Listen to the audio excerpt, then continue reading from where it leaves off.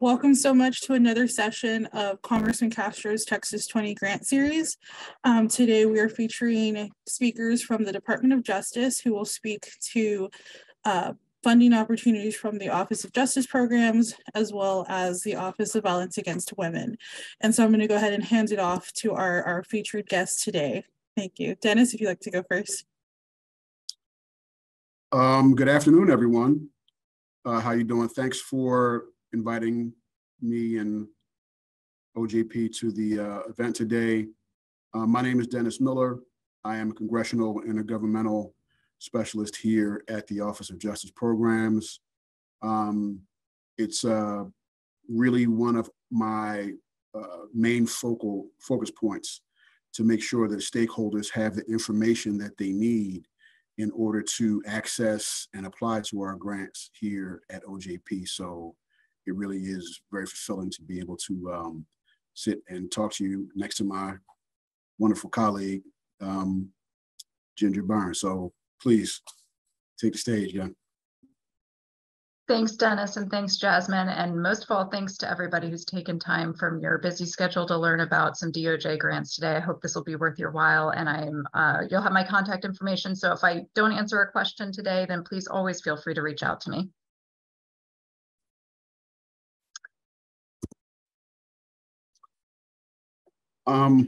So I guess we can just jump right into the slideshow part of the presentation. I will share my screen and see if the thing doesn't blow up. Can everyone see that? We good to go? Outstanding. I worked on the first shot. I'm pat myself on the back here. So again, my name is Dennis Miller. I work at OCOM in the Office of Justice Programs, OJP, and I'll explain all of those acronyms as we go along. But again, thanks for having us today, and we'll dive right into what the Office of Justice Program is, what we do, and how we can be of help to make sure that you can do the work that you are trying to in your communities. So let's see if this works. All right. So the Department of Justice is a huge organization, and we have three really central grant-making components. The Office of Justice Programs is one, and that's the one I'm going to talk to you about. The Office on Violence Against Women is another, and that's the one that Ginger is going to talk to you about. And the Office of Community-Oriented Policing Services is our third sister organization that hopefully we'll be able to get you some information about here into the future. So I'm not going to read word for word everything on the pages. And also, my apologies, I should have given you this up front, but I am not a subject matter expert in any of the things I'm going to be talking to you about today. My job is a relationship builder. My job is to make sure that I'm getting this information out to you.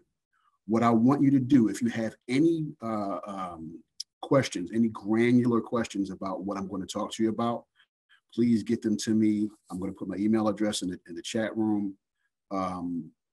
Get those to me. I'll take them to our subject matter experts and our 6 program offices, which again, I'll talk to you about here in a minute, and I'll answer those questions, word for word. Now, if you have regular questions about, what's the address for OJP, I'll be able to give you that information. But if you want, really down and dirty info, please package those to me and I'll bring it back to you. So let's move forward. Let's continue to move on. The components award grants to address the priorities you see in front of you. And really what we want to do is try to get information from the stakeholders and the folks on the ground and make sure that the grants that we're trying to put on the street are informed by the work that's being done by the stakeholders. OJP is the Office of Justice Programs, and this is what we do. We provide federal leadership. We strengthen partnerships. Again, that's one of my primary jobs. ensure the integrity, of and respect for science. We administer grant awards process, and we manage the grants process in a manner that avoids waste, fraud, and abuse. So all of those things are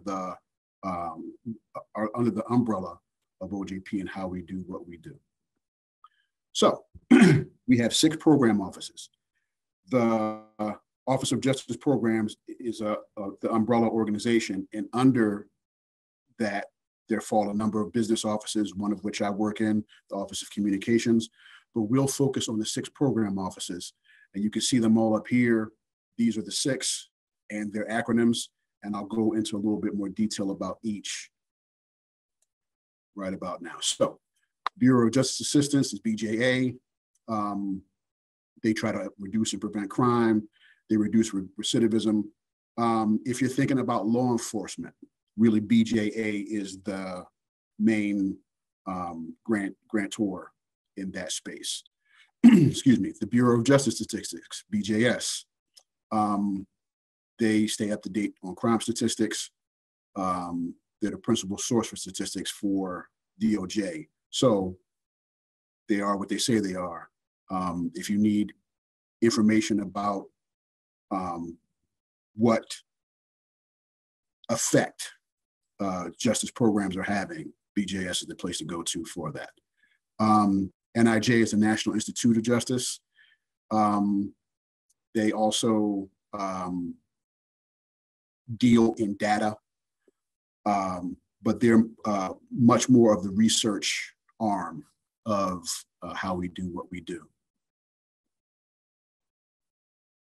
The Office of Juvenile Justice and Delinquency Prevention, OJJDP, provides national leadership, coordination, and resources to prevent and respond to youth delinquency and victimization.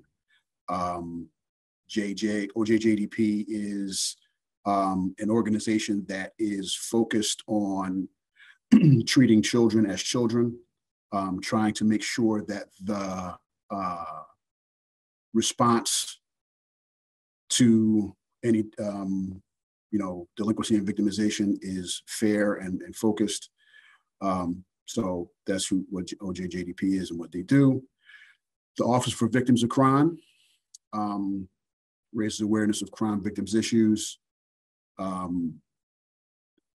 OVC is really very busy right now. It's National Crime Victims' Rights Week is coming up quickly. So there's a mobilization in Washington, D.C. right now to make sure that we are honoring victims of crime and those who help them, and make sure that they're getting what they need in the aftermath of crime. Excuse me.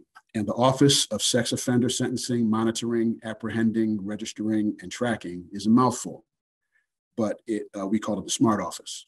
And the SMART Office supports efforts to implement and maintain sex offender registration and notification systems. So SMART is really laser focused on making sure that the programs that are in place to track and register sex offenders are well situated, and then any other programs that come along that can and should be funded are by SMART. So those are our 6 program offices. That's who we are, what we do. The meat and potatoes of our organization is really based around the 6 program offices and how they operate. So this is a quick little summarization of all of the word salad I just said. But what you really want to see is that if you need more information, you can visit justgrants.usdoj.gov and get much more information than what I'm going to be able to give you today. Okay, so there are a couple types of DOJ grants that you would want to apply for, and I'm sure that I'm going to be stepping on Ginger's toes a little bit here and giving you some of the same information that she would, but please bear with me. We have discretionary grants and formula grants. Discretionary is normally going to be or is going to be awarded directly to eligible recipients that apply directly to us. They're awarded on a competitive basis, and they undergo a preliminary review process to ensure they're complete and meet eligibility requirements. So those are the ones that you apply for directly from us. Formula grants are typically administered and managed by state administrative agencies and other DOJ-approved fiscal agents. What we want to make sure we do is to get you and the congressional office connected with your state administrative agencies as much as possible so that you have a really good understanding of who they are, what they do, and how they can be the bridge between what you need and what you're actually going to get from us over here at OJP. These are some general grant resources. And again, we're going to make copies of these slides. I saw there was a question in the chat room about that. I'll make sure that I get this information to Jasmine and she can, disseminate it to the group. But these are all general resources.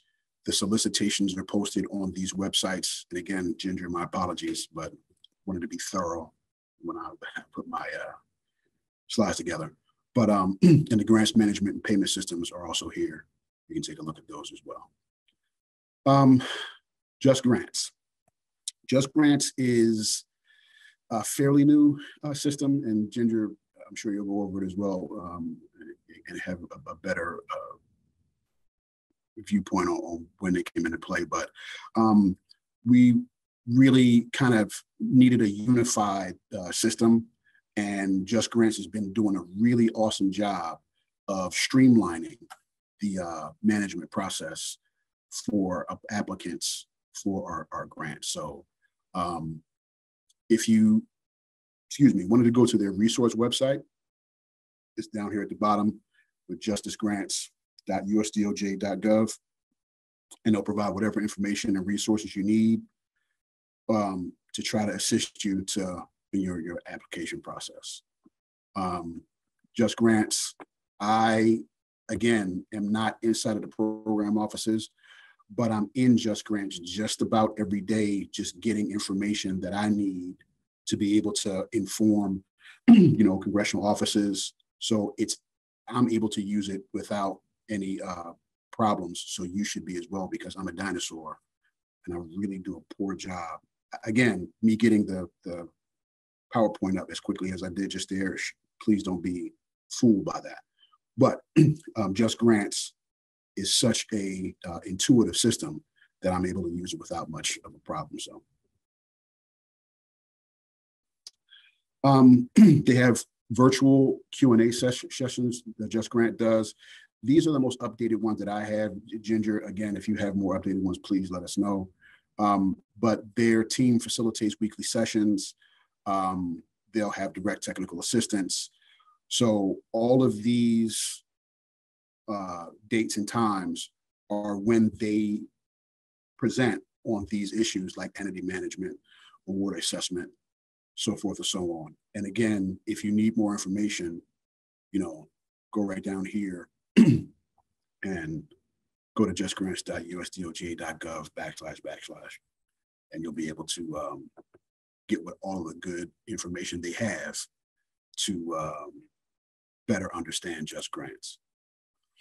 So what I wanted to do is to touch really quickly on some of the solicitations that are still open from OJP, and to make sure that, the group understands a little bit better what our solicitations look like and what the time frames really are for being able to apply for some of our grant programs. So right now, BJA, these grants are ones that are, and again, this is not a comprehensive list by any means, but these are some of the grants that, are still available to be applied for.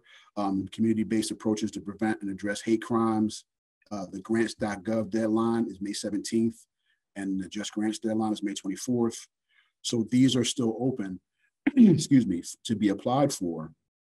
And what I want you to understand is that some of the grants that we open up for application have closed. Their deadlines have passed, and there really isn't a function for us to be able to accept applications any longer on some of those. However, grant season is still open, and these are some of the grants, and there are many more that BJA and the other other 5 program offices have that I want you to be, interested in and look into. However, BJA really does a lot of community-based approaches. Community-based violence intervention and prevention initiative is another hot topic, and also rural and small development violent crime reduction program. I understand that your district is mostly urban, but I'm sure that there are some rural communities that are touched inside of your district. So, you may want to make sure that those stakeholders understand and know that we also serve them as well, and that they can apply for some of these funds. So that's for BJA. OJJDP, they're mentoring for youth affected by opioid and other substance misuse. That is also one of their headline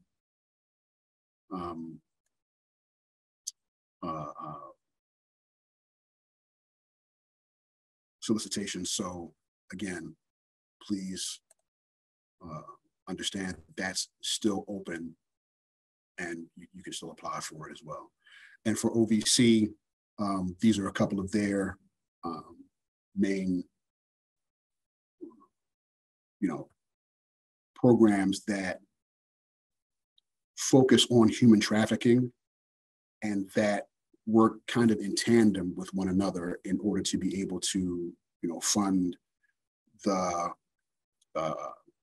ability of a stakeholder to put programs into place that deal with human trafficking and try to put a halt to that issue. I'm looking at let me back up a second. I'm reading the questions here, and Ginger, I'll leave that to you as well, so you can answer that question. But I can go into Just Grants and look and see that inside your district, there have been 3 grants given to stakeholders in the 25th district over the past year, in fiscal year 2022. There were 2 down right around Austin. That's what the map shows you. There's a couple right down around Austin and another up around Killeen, or I'm not sure how to pronounce that city. But there were 3 that were given, and you can see the sum total of them on the right-hand side. BJA, OJJDP, and OVC are 3 offices that were able to fund programs in your district in FY22. I am going to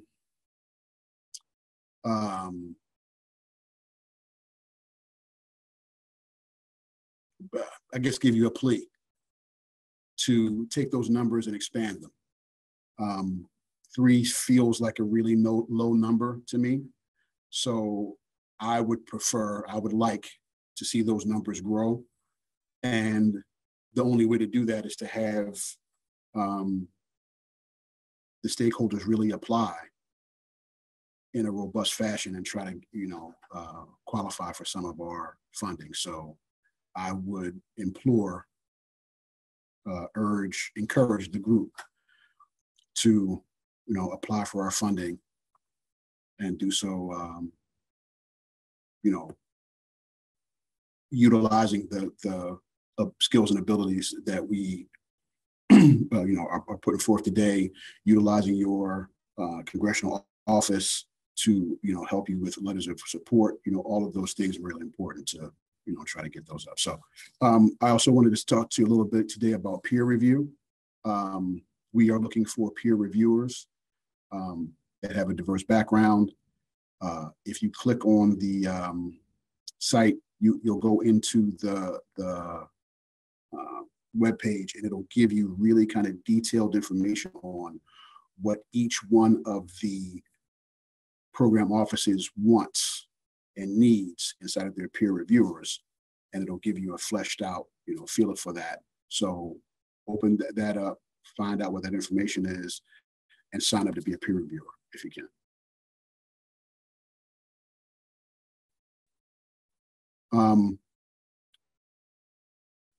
The current age range for youth, I want to give you a good answer on that. So what I'll do is I'll reach out to the folks at OJJDP and I'll get those numbers.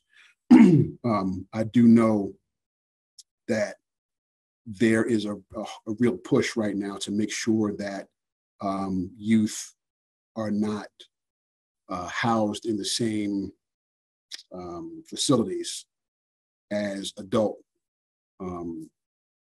offenders.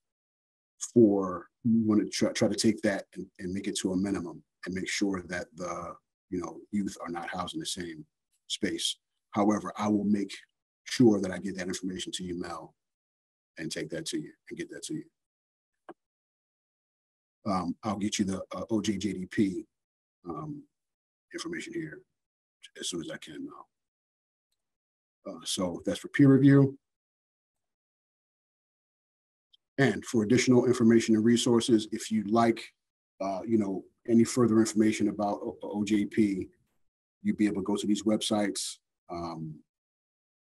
go through them as completely as possible, get whatever information you can, and bring it back to the group so that the congressional office, myself, any other program officers can work in unison to get you the information you need and make sure that you are able to navigate all of these sites effectively. So I think that's all I've got for today. I want to, that worked out. I'm telling you, my computer hasn't exploded yet, so I'm having a good day. So just, please, and again, my main plea to you is to really try to better understand what OJP has to offer and apply as much as you can for grants that make sense for your organization to be able to continue to do the great work that you're doing out there in the community. So please, I'll again put my information here, and reach out to us as much as you can, and utilize whatever resources we have to offer for you. Thank you. Ginger, I'll turn it over to you now. Thanks, Dennis. Can you hear me okay before I launch in? Sound good. Okay, great. So Dennis, a lot of the information that he just covered is applicable to OVW as well. So I'm just going to pick up where he left off. And first, I'm going to drop my contact information and some websites into the chat so that you have that. It's also in my slide deck that I'll share with Jasmine after this. And before I launch into the piece about the Office on Violence Against Women and our grants, I did want to address a question that came in from Jennifer about the 2 deadlines. And I actually think if I share my screen and show you a solicitation, it will help me confirm that I understood the question correctly and am able to provide an answer. Okay. Give me 1 second here. Okay. So this is one of our grant solicitations that you can see up on the screen now for the Improving Criminal Justice Responses Program. And there's an applicationgrants.gov deadline and a just grants deadline. Is that, Jennifer, can you either come off mute or put in the chat if I'm correctly referring to the item you were asking about? Great, thanks, Jennifer. So grants.gov is a unified, not just DOJ, but many other federal agencies site where you go in to start creating a grant application. And so when you start that process, you're putting in information about your organization or agency, about the solicitation under which you're applying and what you're applying for. And at some point that process stops, it feeds into Just Grants, and then you go into Just Grants. Your information is already kind of populated in there from grants.gov, and then you do all the other pieces that are kind of unique to that particular grant solicitation. So you need to make sure that you take care of everything in grants.gov by this first deadline, which we always stagger such that it leaves you adequate time to take care of the other pieces in Just Grants to actually submit a grant application. So that Just Grants deadline is the final deadline for the solicitation.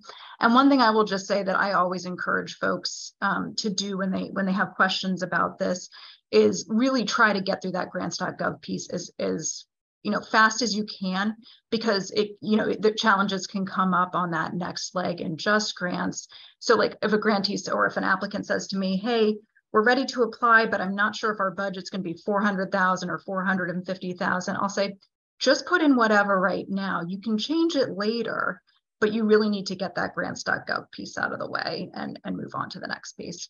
So I hope that's helpful, and please let me know if I can expound on that anymore.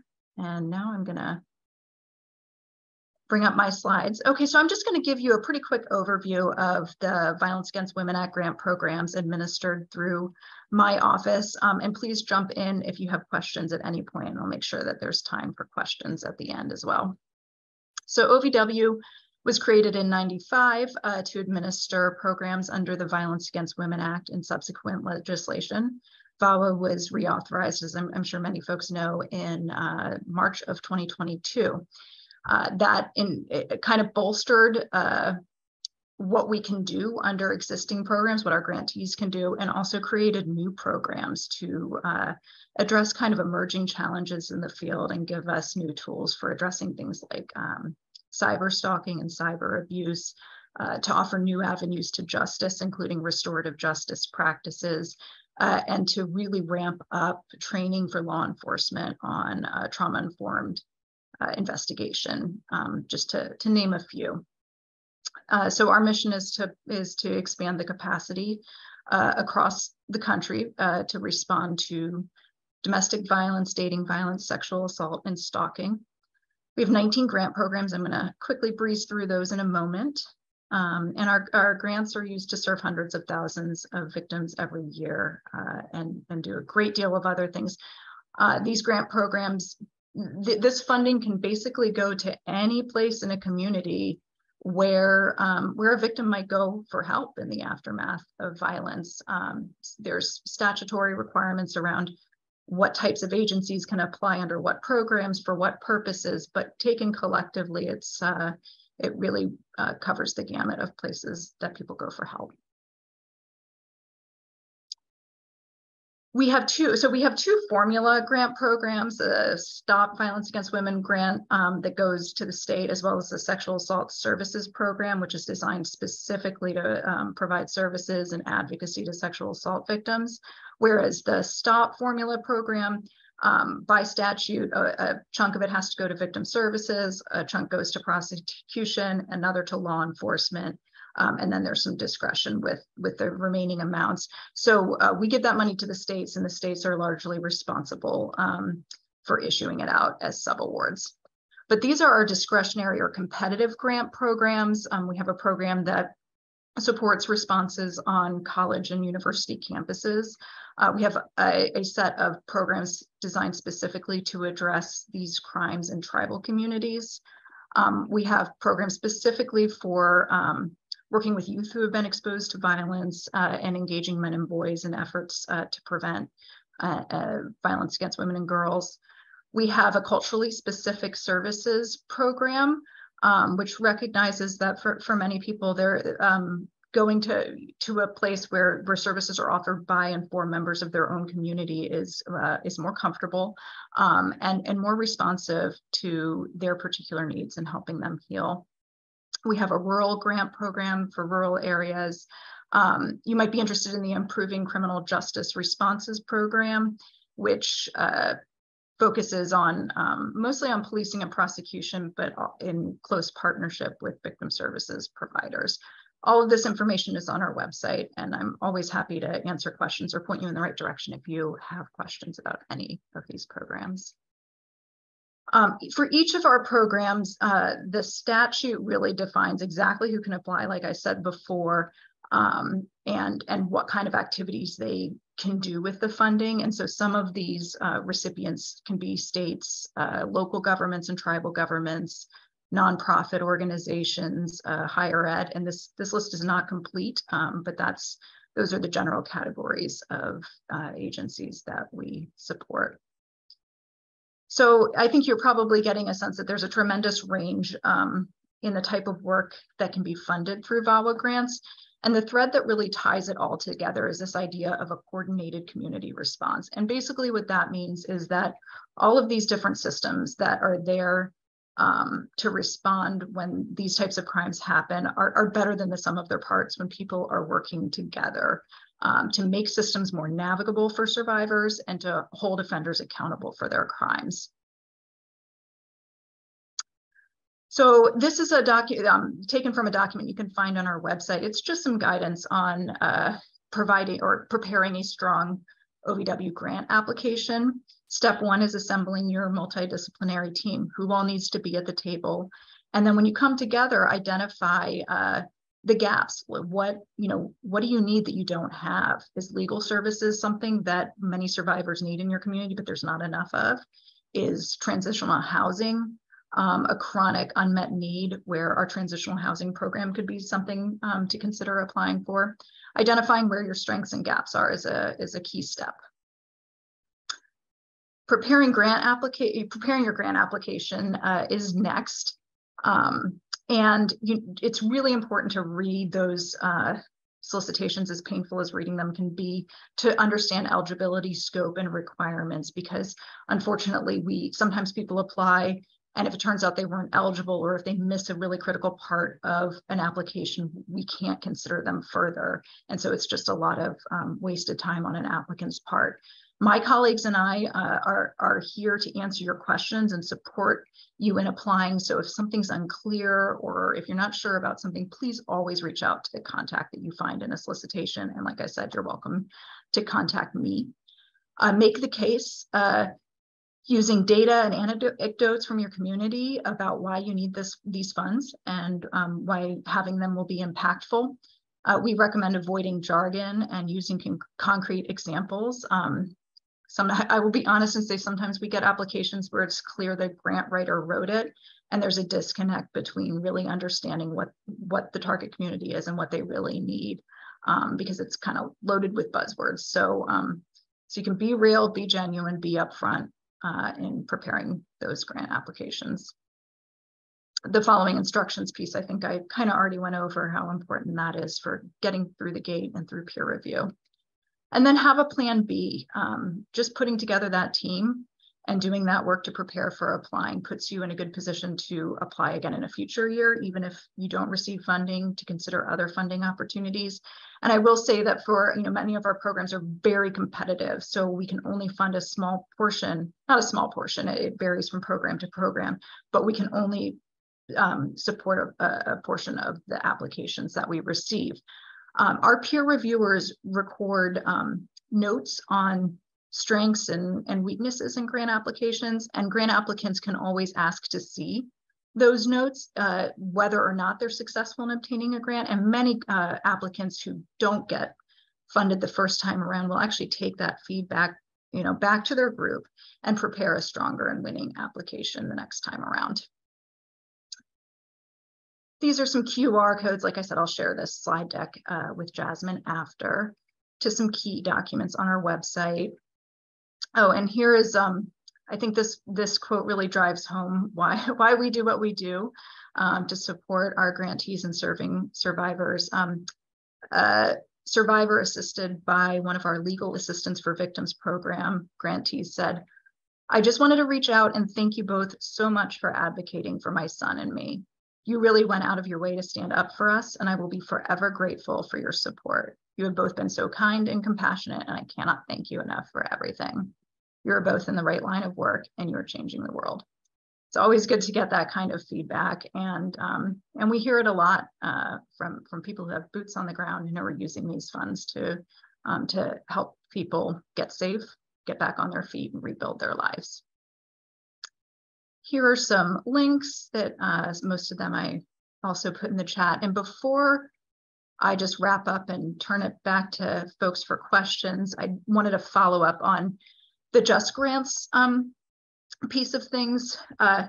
Just Grants is a fairly new system. We hear from applicants, particularly at like smaller organizations where people wear many hats and aren't necessarily doing grant administration all day, that they can run into challenges and glitches and things like that. So our message to you is just keep at it, keep trying. These funds can be so important in what they do in your communities.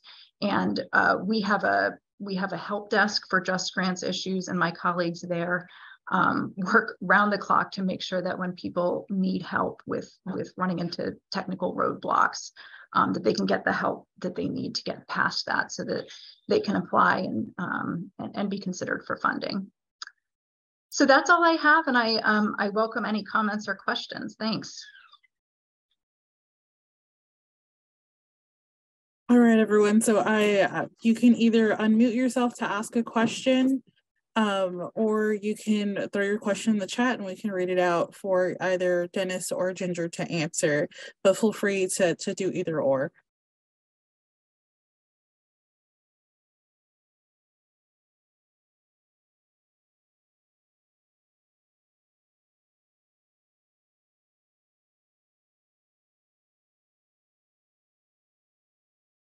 And again, sometimes in a large group like this, you know, folks are less inclined to reach out and speak out, and that's fine. If you do have questions for us now, please ask them. But if you don't want to ask them to, you know, right now, Ginger put our information in the chat box, and so did I. So you can always reach out to us. You can talk to Jasmine or anyone inside the congressional office, and they'll reach out as well. So, you know, please don't hold any question that you might have. You know, ask away.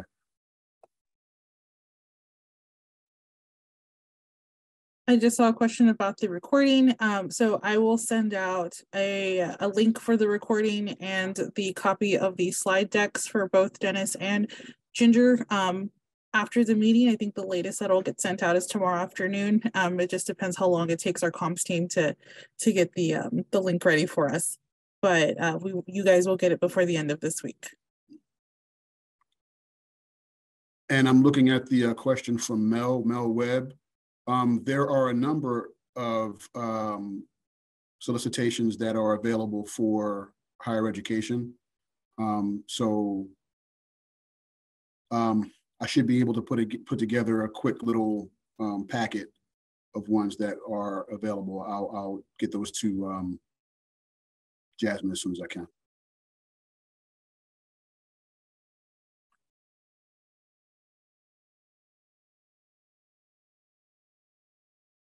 Great. And as I'm giving you guys a few more minutes, just in case anyone has any questions. In the meantime, thank you so much for joining us for this session for our Texas 20 Grant Series. The Texas 20 Grant Series is a year-round ongoing series that we host where we'll have different federal agencies come and present on federal programs and funding opportunities. So if you have any feedback in terms of who you would like to hear from next, you guys have my email. If you don't, I can throw it in the chat for you. But we want to make sure that we're bringing these resources to our San Antonio Bexar County community. So please feel free to reach out if you ever have any input or suggestions. And Jasmine, I really want to thank you for inviting us to this. It's vitally important that your constituents know about us and what we do and how we do it. And for you to be able to open this forum up for them is really impactful. So thank you for that.